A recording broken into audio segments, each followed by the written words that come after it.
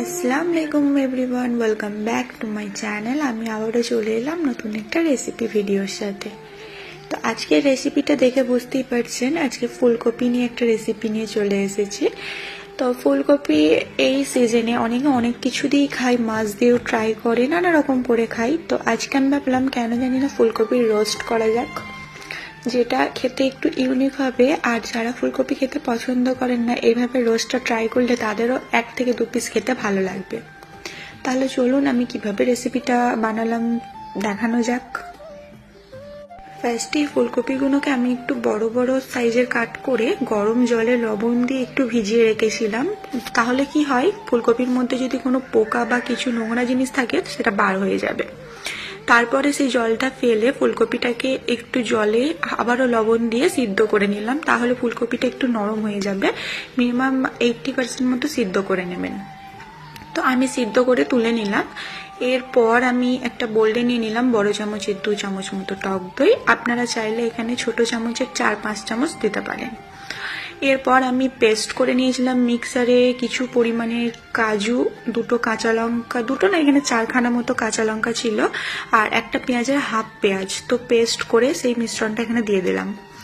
এরপর এখানে দিয়ে দেবো চারমগজ আর কিছুটা পোস্ত আমি বেটে রেখেছি সেটা। আপনাদের কাছে চারমগজটা না থাকলে আপনারা শুধু পোস্ত বাটাটাও দিতে পারেন। তো সবকিছু দিয়ে এক এক করে ভালো করে আমি মিশিয়ে নিচ্ছি। তো যাই হোক, এইদিকে আমার এই মিশ্রণটি তৈরি হয়ে গেছে। মোটামুটি এটা একটা রেডি করে রেখে দিলাম। এরপর আমরা ফুলকপিগুলোকে জাস্ট একটু ফ্রাই করে নেব। আমি একটা প্যান অলরেডি বসিয়ে দিয়েছি। এখানে আমি 2 চামচ মতো তেল গরম করতে বসিয়ে দিলাম। এবার ফুলকপিগুলোকে আমি ফ্রাই করে নেব।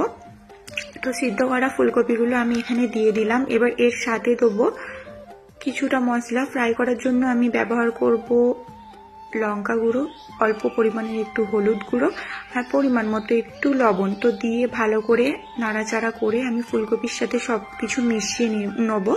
তো মিশিয়ে নেবার পর এটা একটু নাড়াচাড়া করার পর আমি ঢাকা দিয়ে দেবো। ঢাকা দিয়ে এটা ফ্রাই করলে তাড়াতাড়ি ফ্রাই হয়ে যাবে। তো এটাও ফ্রাই করার চেষ্টা করবেন মোটামুটি 60-70% মতো। তো আমি এটা ঢাকা দিয়ে প্রায় ফ্রাই করে নিয়েছিলাম 60-70%। মানে এমনভাবে ফ্রাই করবেন যেন আপনারা এটা ফ্রাই করার পরও খেতে পারেন, এরকম টাইপের একটু ফ্রাই করবেন। তো তরকারিতে দিলে তো এটা অটোমেটিকলি খাওয়া যাবে। তো এরকম নাড়াচাড়া করে ঢাকা দিয়ে অলমোস্ট এটা আমার ফ্রাই করা হয়ে গেছে কমপ্লিট। তো আপনারা দেখে বুঝতে পারবেন যে আমি কিরকম কতটা পরিমাণে ফ্রাই করেছি। তো লাল লাল হয়ে গেছে। আমি ঠিক এই পর্যায়ে এগুলো তুলে নেব। তো আমি এক এক করে তুলে নিলাম। তো তুলে নেবার পর আমি এই প্যানে আরও কিছুটা পরিমাণে তেল দিয়ে আমি এখানে ফোড়নে ব্যবহার করব তেজপাতা, কাঠ, লবঙ্গ ওইগুলো, আর কিছুটা পরিমাণে 5 ফোড়ন। তো দিয়ে দিবার পর ওই যে পেস্টগুলো সব একসাথে মিশ্রণ করে রেখেছিলাম বা মিক্স করে রেখেছিলাম যেটা বোল্ডের মধ্যে, সেটা দিয়ে দিলাম। দিয়ে দেওয়ার পরই দেখুন একটা কত সুন্দর কালার চলে এলো। আর হ্যাঁ, বলে দিই, রোস্টের কালারটা কিন্তু একটু হোয়াইট টাইপেরই হয়, আর ইয়েলো টাইপের হয় না, কারণ এখানে হলুদটা ব্যবহার করা হয় না। আমি ফার্স্টেই বলে দিচ্ছি, এখানে কিন্তু কোনো রকম হলুদ ব্যবহার করা চলবে না। তো এখানে এরপর মশলাগুলো দিয়ে দেবো। কি কি মশলা দিচ্ছি আপনারা দেখুন। স্বাদ মতো দিলাম লবণ। এরপর দেবো, এটা ভালো করে মিশিয়ে নেবো। মিশিয়ে নেবার পর দেবো 1 চামচ মতো লঙ্কা গুঁড়ো। এখানে লঙ্কা গুঁড়োর পরিমাণটা একটু কম দিচ্ছি, কারণ কাঁচা লঙ্কা পেস্ট করা ছিল আমার কাজু বাদামের সাথে, সেটা বলেছিলাম।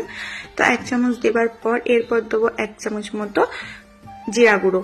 তো দিয়ে মশলাটা আমার অলমোস্ট ডান হয়ে গেছে। আর আমি এখানে কি করেছি শুনুন। এখানে আমি রান্নাটা চাপাতে একটু ফোনে কথা বলতে ব্যস্ত হয়ে গেছিলাম। এই পর্যায়ে আমার ফুলকপিটা দিয়ে দেওয়ার কথা ছিল, তারপরে দেখছি মশলাটা অনেকটা কমে গেছে। তাড়াতাড়ি করে আমি আবার ফুলকপিটা দিয়ে দিলাম। যাই হোক, আপনারা মশলাটা দেওয়ার সাথে সাথেই ফুলকপিটা দেওয়ার চেষ্টা করবেন, নাহলে আমার মতো এরকম একটুখানি তলায় লেগে যেতে পারে। যাই হোক, পরে এটা আমি ম্যানেজ করে নিয়েছিলাম একটু জল দিয়ে।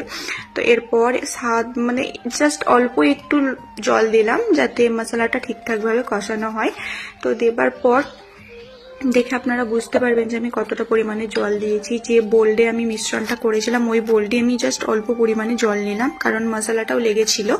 তো দিয়ে এরপর এটাও ঢাকা দিয়ে ভালো করে কষিয়ে নেবো। তো দেখুন এটা অলমোস্ট অনেকটা সুন্দরই কালার চলে এসেছে। এটা কিন্তু তৈরি করতে বেশি হাতে সময় লাগে না, অল্প কয়েক মিনিট সময় লাগে।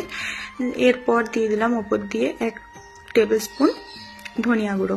তো দিয়ে দিবার পর ভালো করে এটা মিক্স করে নেব। তো এই পর্যায়ে এটা ফুটে এসেছে অনেকটা। এখানে কিন্তু এবার পরিমাণ মতো জলটা দিয়ে দিতে হবে।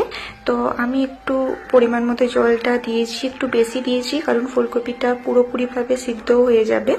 আর এটা একটু ফুটতে ফুটতে গ্রেভিটা অনেকটা ঘন হয়ে যাবে, আর ঠান্ডা হওয়ার পর আরও ঘন হয়ে যাবে। আপনারা কিন্তু আপনাদের পরিমাণ মতো জল দেওয়ার চেষ্টা করবেন। তো যাই হোক, ঢাকা দিয়ে গ্রেভিটা যখন ফুটে এসছে অলমোস্ট, তখন এখানে দিয়ে দিলাম 1 চামচ মতো গরম মশলা। এরপর স্বাদটাকে মেনটেন করার জন্য দিয়ে দেবো 1 চামচ মতো, 1 চামচ নয়, 1 চামচের হাফ চামচ অর্থাৎ আধা স্পুন চিনি দিয়ে দেবো। চিনি দিয়ে ব্যালেন্স করব, কারণ এখানে টক দইটা দেওয়া আছে ওই জন্য। তো এরপর এটা অলমোস্ট অনেকটা ফুটে এসছে। এটা একটু টাইম নিয়ে ফোটাতে হবে, গ্রেভিটা একটু ঘন করতে হবে। গ্রেভিটা যখন অনেকটা পরিমাণে আমার ঘন হয়ে এসেছিল, তখন আমি এখানে জাস্ট অল্প একটু ঘি দিয়ে দিলাম, তাহলে স্বাদটা আরো বাড়বে।